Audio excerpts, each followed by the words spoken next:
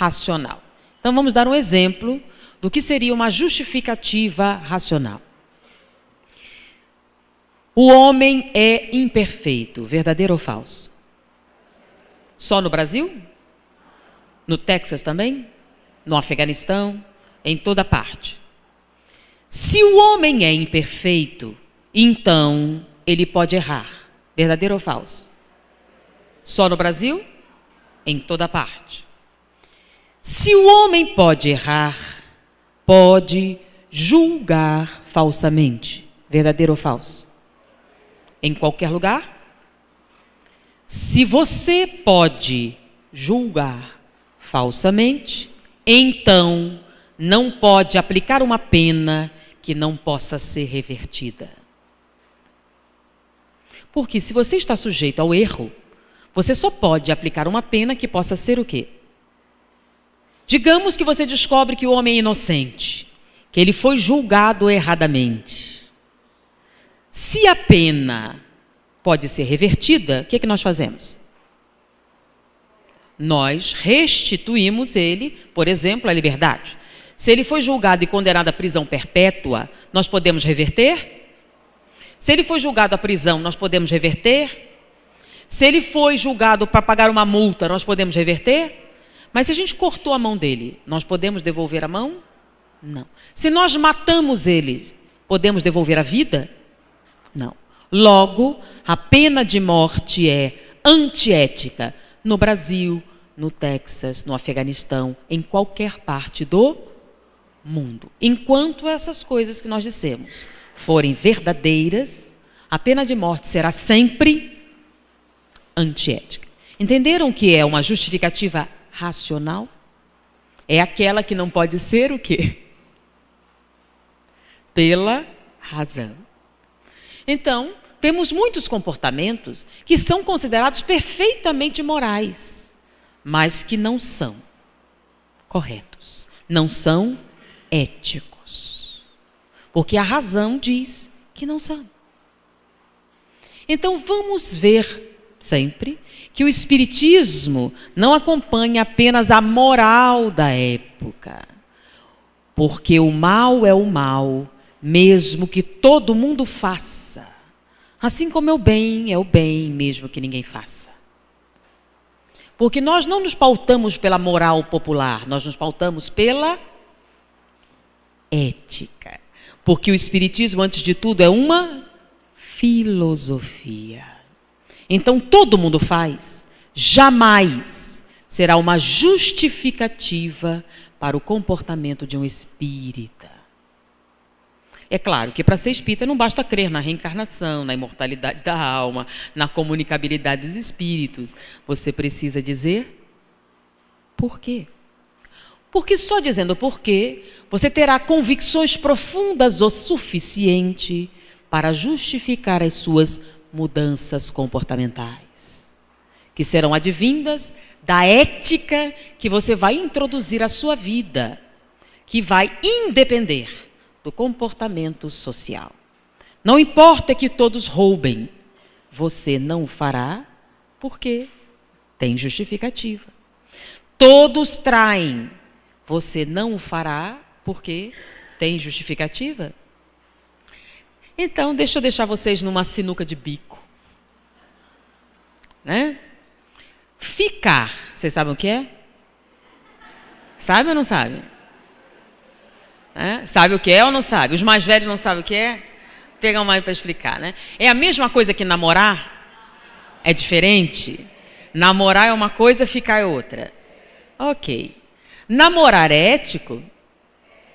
E ficar é? Ficar é ético? Bom, qual é a diferença entre namorar e ficar? Porque a grande colocação dos jovens, quando a gente faz esse comentário, é todo mundo fica. Sim, todo mundo fica. Isso é perfeitamente o quê? Moral. Ninguém acha imoral você ficar, correto? O problema não é a moral, o problema é o quê? A ética. É ético? O que significa literalmente ficar? Primeiro a gente tem que analisar o conceito. O que é ficar? Vamos lá, Jorge, vamos responder o que quer ficar? Ficar o quê? Eu ouvi a palavrinha. Ficar é o quê? O que é ficar? Isso. É fazer tudo o que o namoro faz, né? Sem compromisso. Então, você faz tudo o que o namorado ou o noivo faz, porém, não existe a palavra... O que é compromisso? O que é compromisso? Então, ficar significa literalmente o quê? Posso usar você? Não é isso, não? Sem eufemismo. Posso usar você? Porque se você não tem expectativa de compromisso, e compromisso a gente diz o quê? Futuro nenhum. Porque compromisso é o quê? Futuro, não é isso? Então, quando você se compromete, é que você tem uma expectativa de um futuro. A ausência de compromisso é o quê? Não tem nenhum futuro. Então, vamos traduzir pelo que significa. Posso usar você por alguns instantes? E isso envolve várias coisas, dependendo da idade, né? É ético? É? O que significa usar? Tratar como um objeto. Se você não tem compromisso, não tem sentimentos envolvidos. Se não tem sentimentos, não tem preocupação, não tem responsabilidade, não tem afetividade, não tem respeito, não tem nada. É exatamente da mesma forma que você usa uma camisa e depois tira e joga fora. É ético.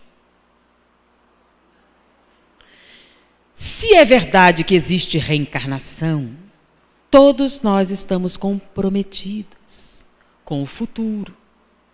Então não existem relações sem compromisso. Todas elas têm consequências kármicas, consequências espirituais, consequências obsessivas, consequências vibracionais, consequências de largas situações. De maneira que, sendo a reencarnação um fato, sendo a comunicabilidade do espírito outra, a imortalidade da alma e principalmente a existência de Deus, que diz que todos somos irmãos e devemos nos amar fraternalmente, usar uma pessoa é antiético.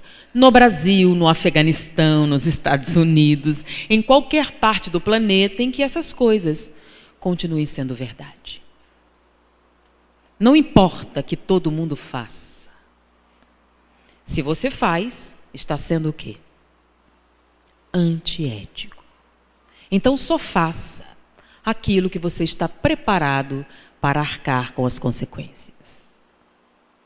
Bom, então a gente deu uma pequena definição do que seria